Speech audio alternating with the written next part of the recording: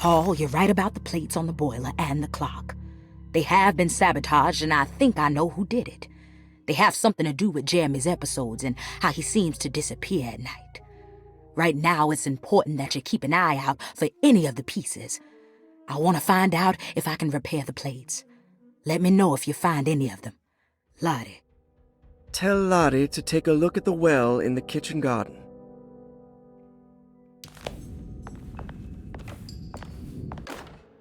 Saw your notice in the boiler room. You should know Mr. Chance won't be coming back. I got no business being in there myself, but you can take a valve from the wine cellar if you want to try to stop the steam pouring out. Be careful.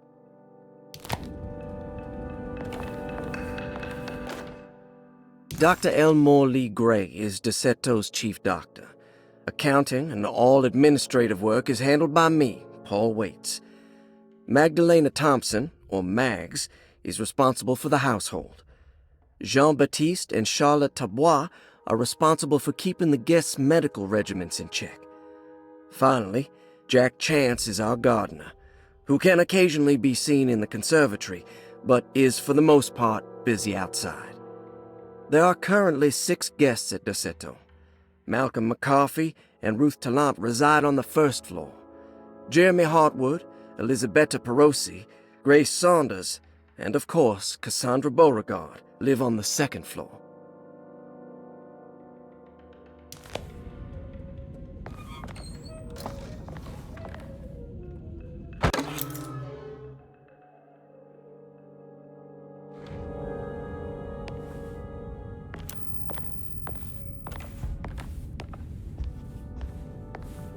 I need the key.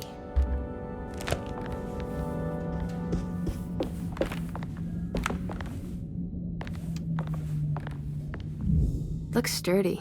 Doubt I'll be opening this.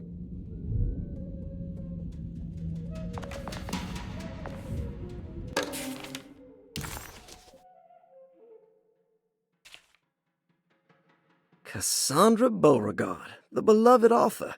Very exciting, isn't it? What do you want to put down for reason for admission? What her agent told us. Cassandra suffers from writer's block and needs to finish her moving picture script before the end of June. Mr. Chardot suggests Cassandra's heavy use of barbiturates is holding her back and risks ruining her career. And how should we summarize her personal history? Let's keep it short. Cassandra Beauregard is a beloved crime author who managed to pull herself out of poverty and into stardom. 5 years ago, she tried killing herself by jumping off a balcony. The incident left her a cripple and now relies heavily on her wheelchair. And for diagnostic impressions? Cassandra suffers chronic back pain following her suicide attempt. She self-administers morphine to keep herself ambulant, but has become addicted and the desired effect is now lost. The drug abuse clouds her mind, and she is unable to focus on real life. To save herself from this insight, she instead makes up stories to fill out the gaps in her own thought process, resembling the Korsakoff syndrome. Oh, bravo, Doctor. How will you treat her? First of all, she needs to be weaned from her drug addiction, and hopefully it will resolve her compulsive lying. Then look into permanently numbing her pain in her back through surgery. Finally, deal with her suicidal thoughts. Fantastic. With such a short time before June, I really hope she gets better soon. We will do what we can. Grace Saunders, 11 years old. Reason for admission? The mother insists on strict supervision by a proper gentleman to avoid further perversion of Grace's adolescence. Personal history? Grace's family possesses modest wealth and status. Her childhood seems ordinary, spending most of her time with private teachers and family friends. Grace's father recently passed away, leaving her mother the sole caregiver. And diagnostic impressions? Grace has trouble dealing with her father's death. She is willingly suppressing her feelings on the matter and isn't properly acknowledging the trauma she suffered. Any planned treatment? Grace needs nothing out of the ordinary. She simply needs parental guidance. Eventually, we can work on her feelings toward her father. Thank you, Doctor. I'll finish the paperwork and get her installed. Malcolm McCarthy, 54 years of age. Reason for admission? McCarthy admitted himself to Dorsetto, stating simply that he needs some damn rest. And personal history? McCarthy claims he used to work as a lawyer in Baton Rouge, but says he can't go into details because of some legal dispute. His background remains largely a mystery, except for the occasional clue that he drops in conversation. Huh. And diagnostic impressions? McCarthy is an anxious man and an alcoholic. He often tells half-truths due to some deep-seated inability to trust other people. And how will you treat that? McCarthy will take some time to open up. Spending time with Jack's dog or the child should be good for him. Their harmless nature will help build his sense of trust. Thank you, Doctor. Elisabetta Perosi, 33 years old? What should I put down as reason for admission? Well, Perosi broke into Dorsetto and was found wandering the grand parlor. She was confused and suffered partial amnesia. She insisted she belonged here and offered to pay for her stay. Right. What do you make of her story? Perosi claims to have been a member of the Astarte artist colony some 20 years ago, a claim that seems contrafactual due to her young age. She looks to be and even thinks she is 33 years of age. That would make her a child at the time. It seems fair to say that Perosi's story is untrue, deliberately so or not. Diagnostic impressions? Do you have anything? Perosi's story is peculiar because she retracted her story about the artist colony. She no longer claims to be the same person as Elisabetta Perosi. However, my staff's research has confirmed there was a Perosi at that time who was in her early 30s. I suppose this case will take some time to investigate. How will you go about it? I wanted to contact the real Perosi, but it seems the whole colony disappeared one night, September 29th, 1915, during a hurricane. I will have to take it slow and figure out what this spell of impersonation could have been. Oh, I'm sure it will all clear up eventually. Thank you, Doctor. Ruth Talon, 29 years of age. Reason for admission? Ruth's father wishes that his daughter be removed from New Orleans nightlife for the foreseeable future. He fears that her overly free spirit is tarnishing the family's reputation. Sounds simple enough. Personal history? Ruth comes from considerable wealth. Her family owns several hotels and restaurants. Unlike the rest of the family, her sense of adventure has taken her around the world, including France during the Great War as a photojournalist. The last decade, she has provoked many rumors of being a debauched flapper, bordering on nymphomania. And diagnostic impressions? Despite her father's frivolous reasons for her to be admitted, Ruth does seem to provide an interesting case. She is refreshingly open and doesn't shy away from talking about her life during the war or her continuous celebration after returning to the States. She is admittedly a sexual deviant and feels no remorse. And her treatment plan? Simply staying at Dorsetto should do wonders for Ruth. If not, at least for her family's reputation. Ruth doesn't need to change, but with therapy I might be able to share with her some sympathy towards her family. I doubt she will settle down and become as dull as the rest of them, but at least she might try to be more discreet in the future.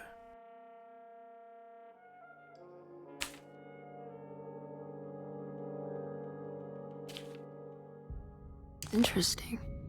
It's all the patient files except for Jeremy's.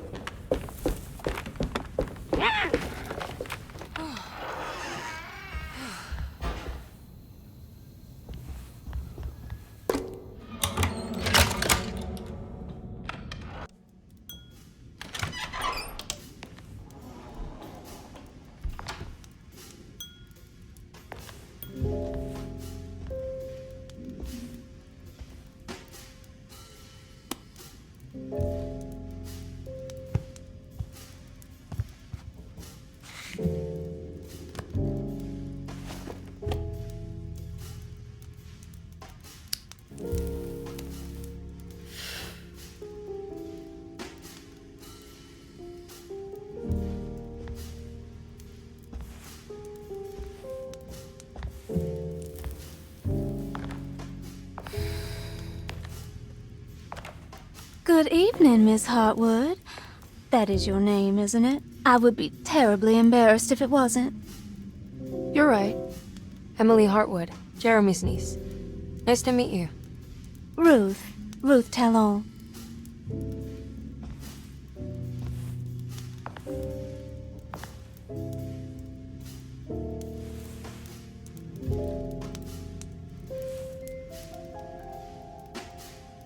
Is that Perique you're smoking?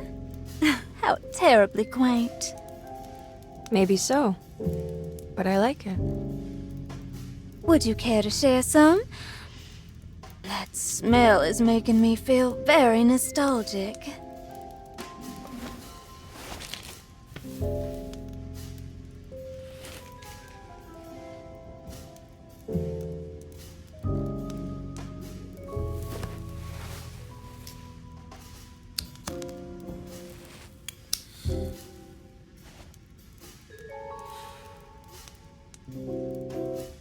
Is it all that you hope for? I enjoy your light mockery, Miss Hartwood. I can tell we would make great friends. How flattering. Too bad you're locked up in this place. Your insincerity is really refreshing. I wish you were mad as I am. Then you could stay. Give it a few years and I might just be. Lunacy is one of my family's few privileges. Oh, good. I'll be looking forward to it.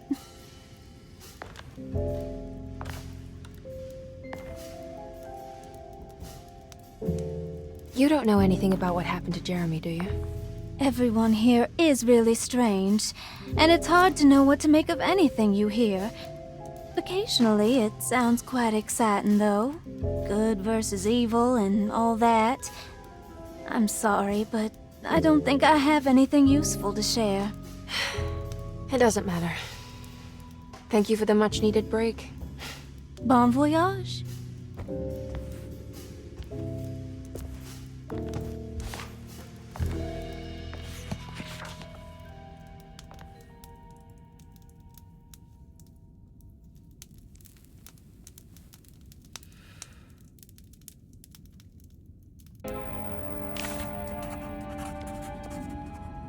Emily felt surprised by how much she enjoyed the company of Ruth.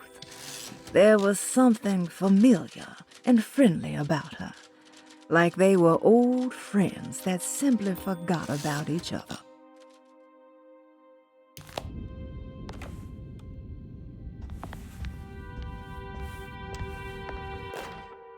Lost Plantations of Louisiana, Thierry Briclot, 1917. Derceto was a small plantation on the eastern shore of Lake Pontchartrain. The land was considered difficult for industry and was sold for only $30 to Elijah Pickford in 1818. Pickford employed hundreds of workers from nearby New Orleans to clear the woods and build a small plantation mansion facing the lake with a striking Greek Revival temple facade. Derceto kept a modest production of Perique tobacco and indigo that persisted up till the Civil War. During the antebellum era, Derceto was the source of many rumors concerning voodoo and witchcraft. People who traveled the lake reported seeing people dance at night in front of bonfires, bleating and wailing. On June 17, 1862, Captain J.W. Norton of the Union Army recounts leading a raiding party from ships anchored in Lake Pontchartrain in order to seize control of Derceto and free the slaves working there. The captain was surprised to find the workers fighting back with unprecedented zeal. Norton's account describes these men and women as enraged with fanaticism. Pickford reportedly tried to placate the raiders, but was shot in the confusion. Captain Norton left the mansion burning and retreated to his ships with his men. Derceto was left in ruins for several decades. The ownership of the land was long disputed and returned to the Ledoux family in 1901. Several police reports were filed during the following years as the Ledoux tried to get rid of a camp of squatters on their land. The police made several visits to remove the trespassers, but the people kept returning. On November 1, 1907, Inspector Legrasse of the police charged a deadly attack in order to save several children kidnapped by the squatters. Many were killed, and even more were jailed. The following year, Ledoux rebuilt Derceto, incorporating the surviving stone foundation and adding a magnificent wrought iron conservatory. The farmland had been reclaimed by the surrounding woods, so it was no longer profitable to use as a plantation. Instead, the house was turned into an artist's colony. The Astarte Artist Colony was a successful group of artists, including figures such as painter Heinrich Cassel and poet Nora Keith. The group was also known for their beloved Mardi Gras crew called the Pirates of Pontchartrain. On September 29, 1915, a tropical hurricane tore through Louisiana, causing Lake Pontchartrain to flood New Orleans. Due to the remote location of Derceto, it took almost 2 weeks for outsiders to learn that the artist's colony was abandoned. The 12 residing artists had all vanished without a trace. The empty mansion of Derceto still stands on the shore of Lake Pontchartrain, with much of its temple facade intact. The Ledoux family currently has no intention of repairing the house.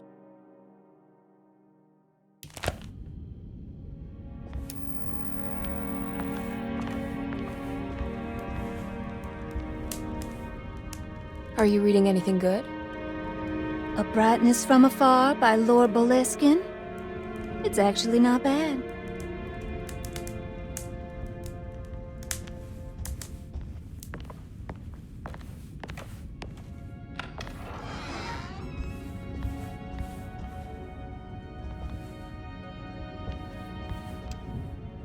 Now this'll come in handy.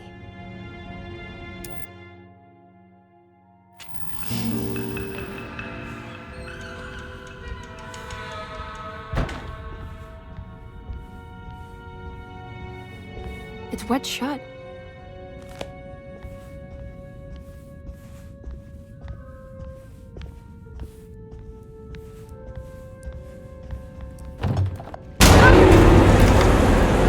What is going on here?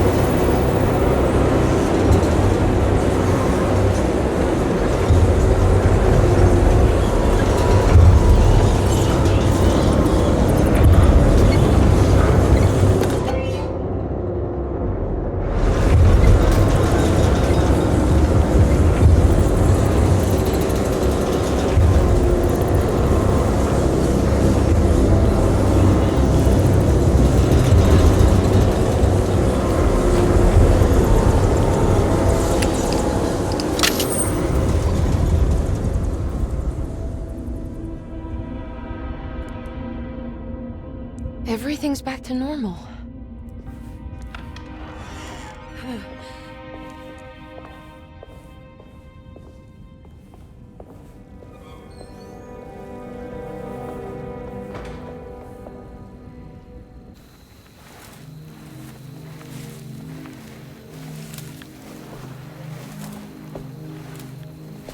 Iawesaki nante mwen, Mumpramisaki nante mwen, Men le anjeni man yo deshena. What are you doing sneaking around? You almost scared me to death. I'm sorry. I didn't mean to disturb your ritual. I wouldn't have guessed voodoo was in practice at a place like this. The doctor may be all about science, but I know these roots have power. Do you know what's going on here? I have a feeling Derceto is cursed. There are several players with stakes in this game. Derceto isn't cursed or blessed. It's a battleground. And it would all be a lot better if you could get your uncle out sooner than later. That's all I'm trying to do. I wish you the best of luck, Miss Hartwood. I really mean that. Now, if you'll excuse me, I need to look after my gumbo.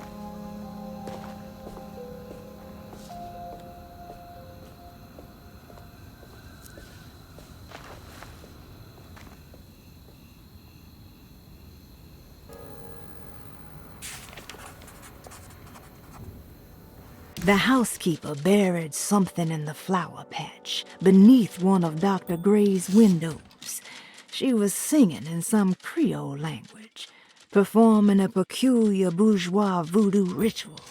Certainly not an unfamiliar sight in the French Quarter, but voodoo had never felt this bitter to Emily.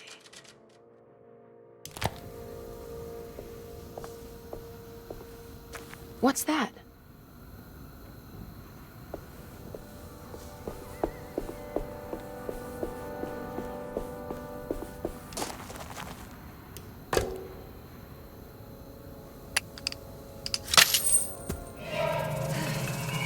It worked.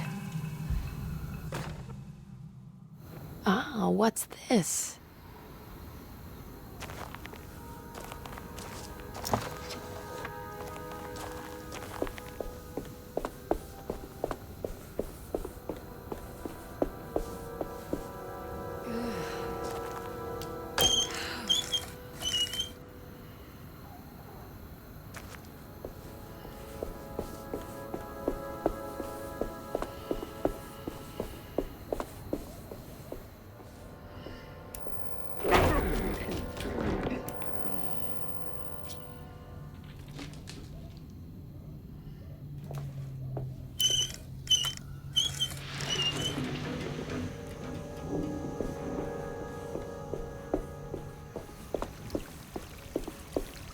There we go.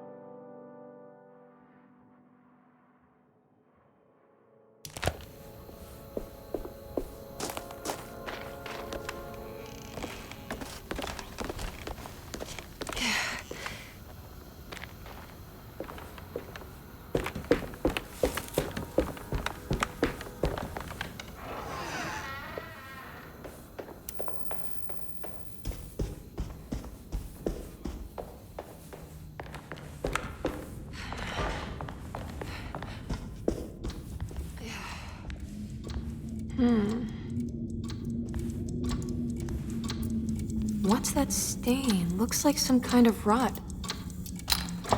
This must be the clock mentioned in the commonplace book. This looks like the thing that held the talisman in the French Quarter, but it's broken and missing some pieces.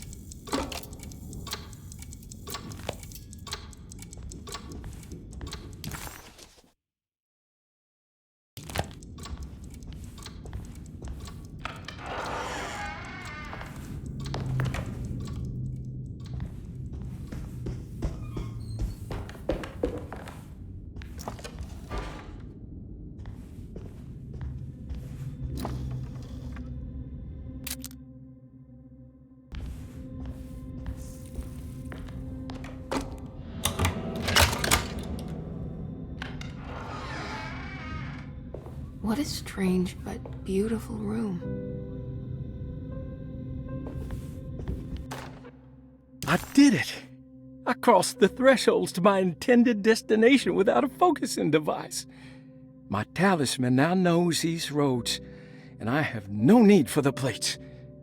I can find my way to Lafayette as easy as I find my own room.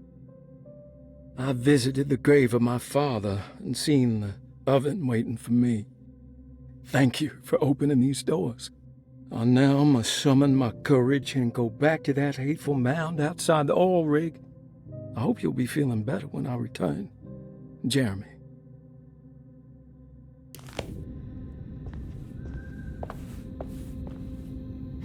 Are these zodiac signs?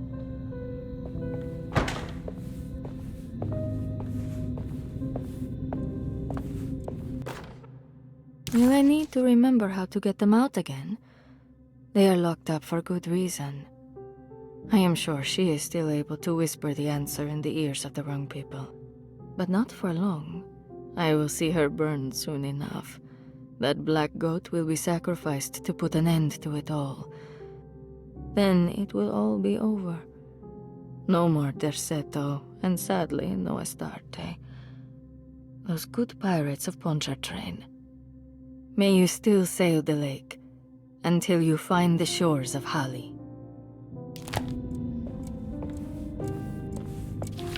The Astarte artist colony. I'm pretty sure they had a Mardi Gras crew called the Pirates of Pontchartrain when I was a child. The simple astrology cipher was a favorite among the artists who lived in the house 20 years ago. They easily turned into numbers when needed, but also acted as signatures for the members, as there were only 12 of them.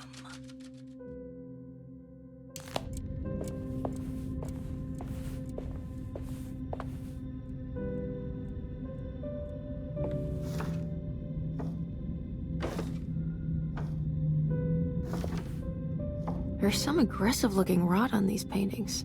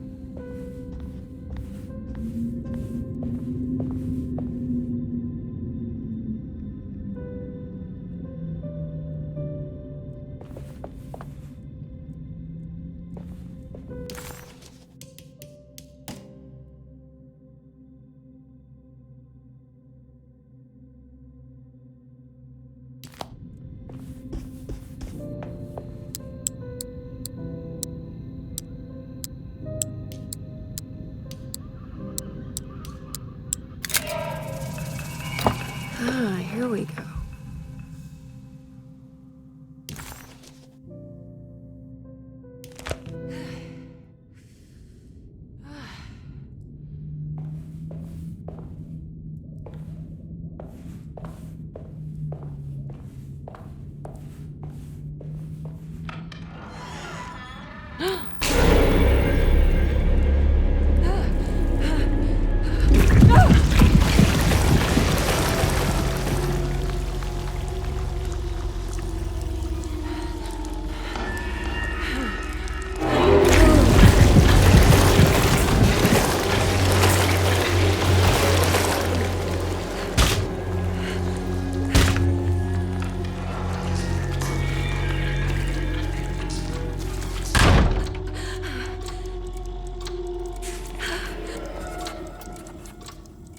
Suddenly, Jeremy's bleak dreamscape devoured Emily, drowning her in dread and darkness, only to moments later spit her out again.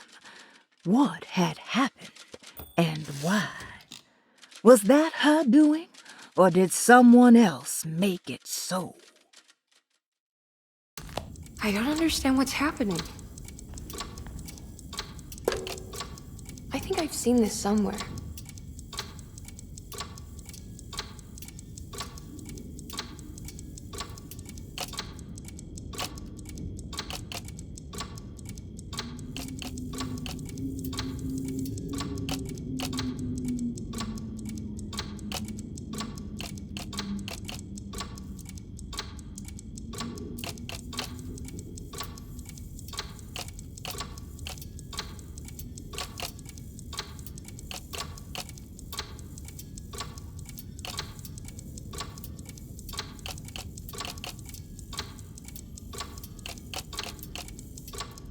There was something in the commonplace book about this.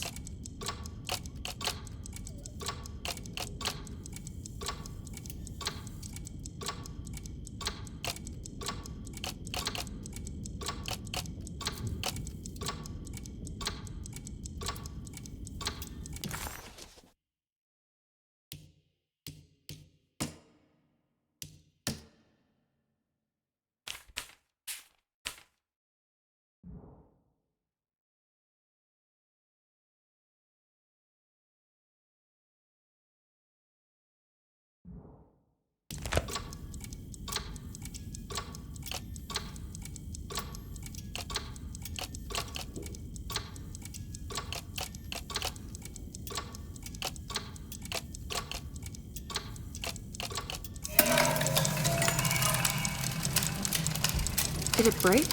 The clock just stopped.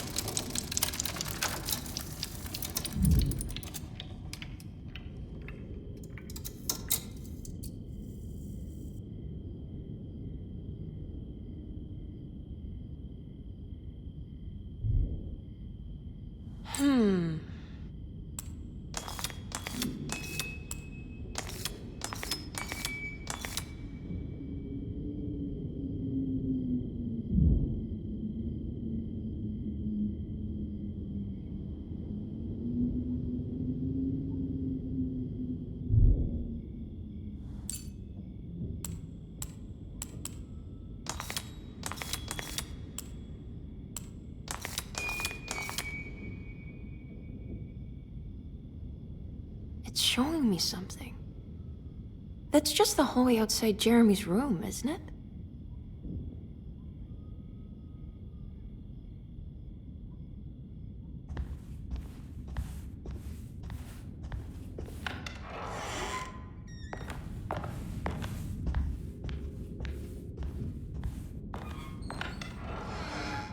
Jeremy's room. All back to normal.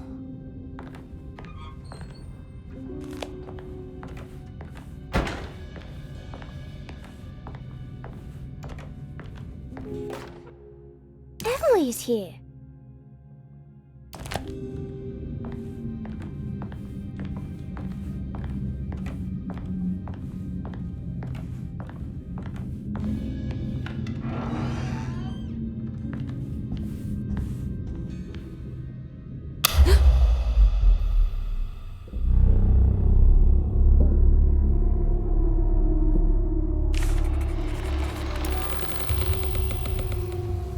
Emily deserved a sense of triumph, but she was too on edge to appreciate her success. There was no reasonable explanation why the talisman let her open up this other world. Was this really happening? Or was this somehow all in her mind? There was no time to question her own sanity. She had to find Jeremy. If he was here, she thought, would she find Jeremy in the hateful mound?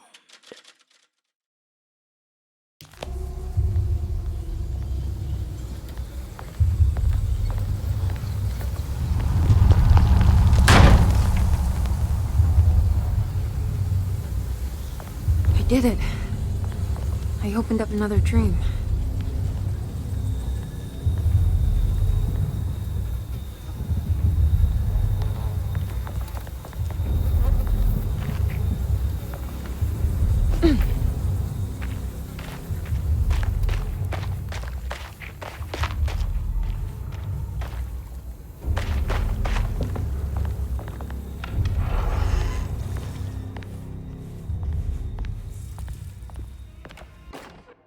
May 1923, Monday. All okay, ready for delivery. Maintenance, oil pump must be serviced. Any tampering causes large spills unless properly forestalled. Tuesday, shipment delayed but delivered. Maintenance, service bridge close to broken. Wednesday, prospectors reluctantly agreed to show the burial mound to Mr. Hartwood, a painter, who read about our finds in the papers. He means to return tomorrow and try to find a way inside. Thursday. Mr. Hartwood's efforts delayed. The workers seemed nervous about his presence. Hartwood promised not to return to the compound. Instead, he has taken up an offer by l'officier, the riverboat captain, who means to pilot him to the site tomorrow morning. Hopefully that's the end, and work can resume. Maintenance. The bridge from the oil tower to the bayou has collapsed. Sabotage suspected. This is the devil that guides us now. Huh.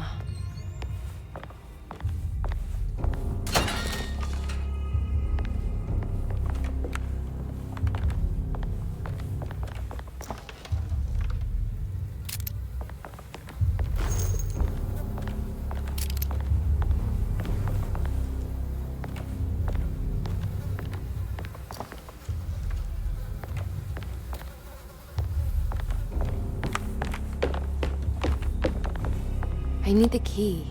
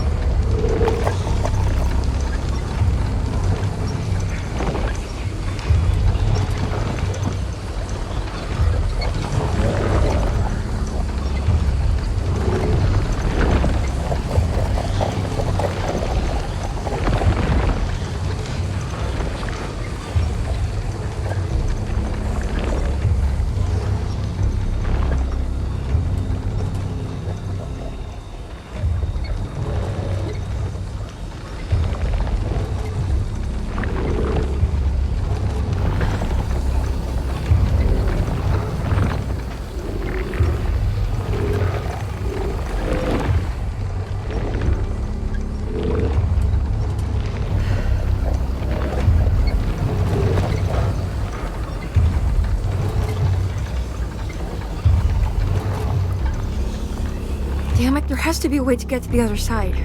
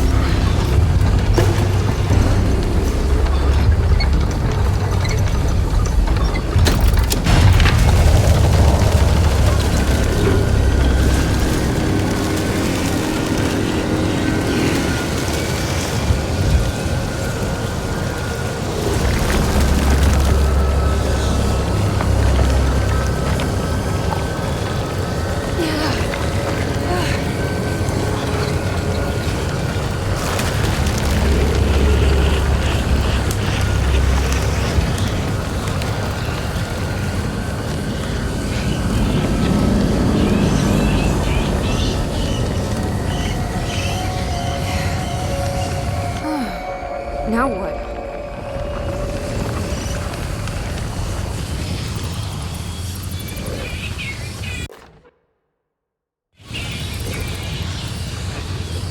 Just don't look down, Emily.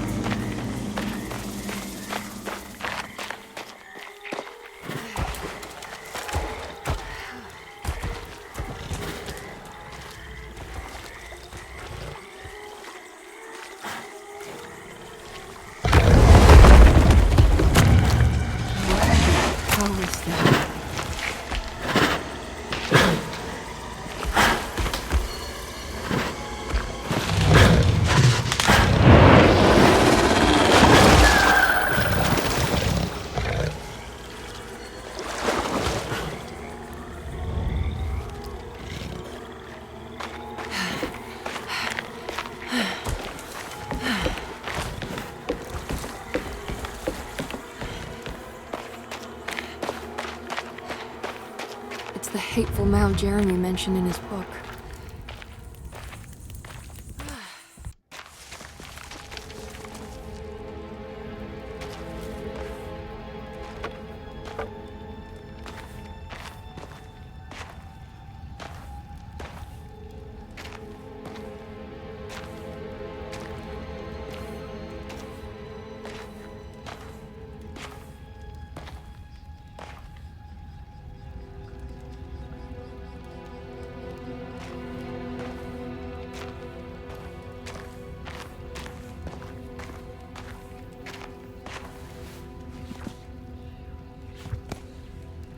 Jeremy, you dropped your...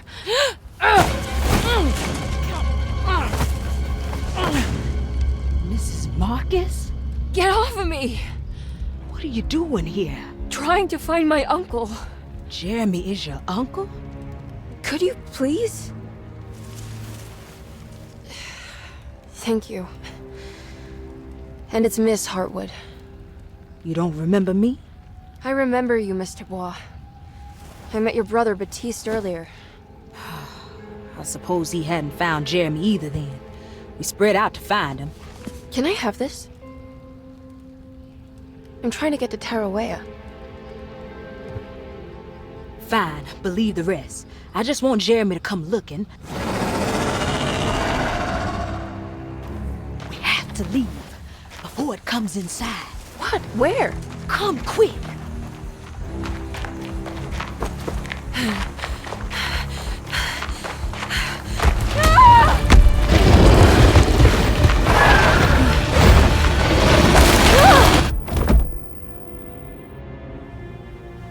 Oh, God damn my soul.